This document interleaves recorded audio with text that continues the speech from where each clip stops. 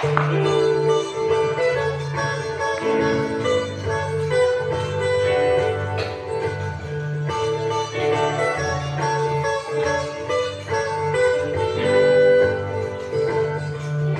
akalain na sabi ko ang kinalalagyan ngayon. Para bang isang bagyong malakas na signal number 4. Di ko di mo ginusto pero tsak naramdam mo ang ibog ng iyong puso. Teka Lord, sandali lang, maling bato sa iyo. Gusto kong magigurado ayokong lumayo sa plano. Dahil kabes yung galing sa'yo, ayokong lumayo sa kalooban mo. Kung ito nadarama, hindi galing sa'yo, Diyos Panginoon, pakitanggal ko. Ayoko pangunahan ang plano mo. Pero kung siya na talaga, Lord, katulungan mo ko. Ayoko mabulilyaso ang plano mo.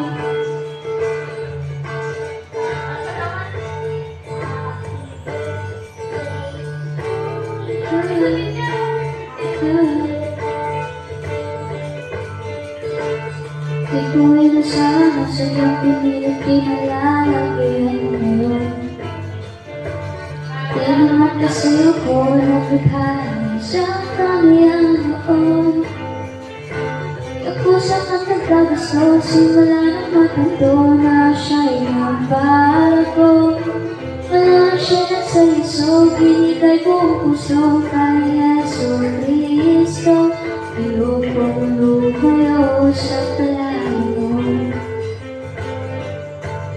dahil the best yung galing sa'yo. Ayokong lumayo sa kalooban mo. Kung ito nadarama, hindi galing sa'yo, Diyos Panginoon, pakitanggal ko.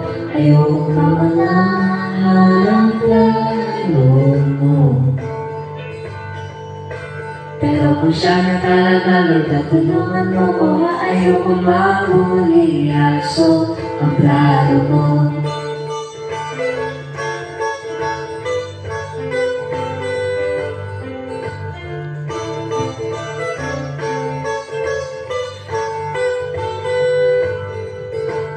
Sigurado di kami mag-iisa sa kinalalagyan ngayon.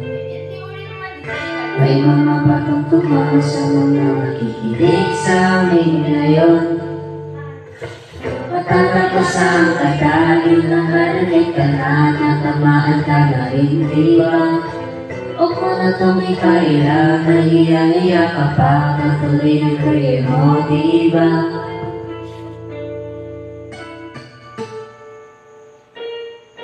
Ayokong lumayo sa plano mo, dahil the best yung galing sa'yo. Ayokong lumayo sa kalooban mo. Kung ito'y nadarama, hindi galing sa'yo, Diyos Panginoon, pakitanggal ko. Ayokong pangunahan ang plano mo. Pero kung siya na talaga, Lord, katulungan mo ko. Ayokong mabulilyaso, ayokong lumayo sa kalooban mo. Kung ito nadarama, hindi galing sa'yo, Diyos Panginoon, pakitanggal ko. Ayokong pangunahan ang plano mo. Pero kung siya na talaga, Lord, katulungan mo ko. Ayokong mabulilyaso. Pero kung siya na talaga, Lord, katulungan mo ko. Ayokong mabulilyaso. Pero kung siya na talaga, Lord, katulungan mo ko. Ayokong mabulilyaso. Anong plano mo?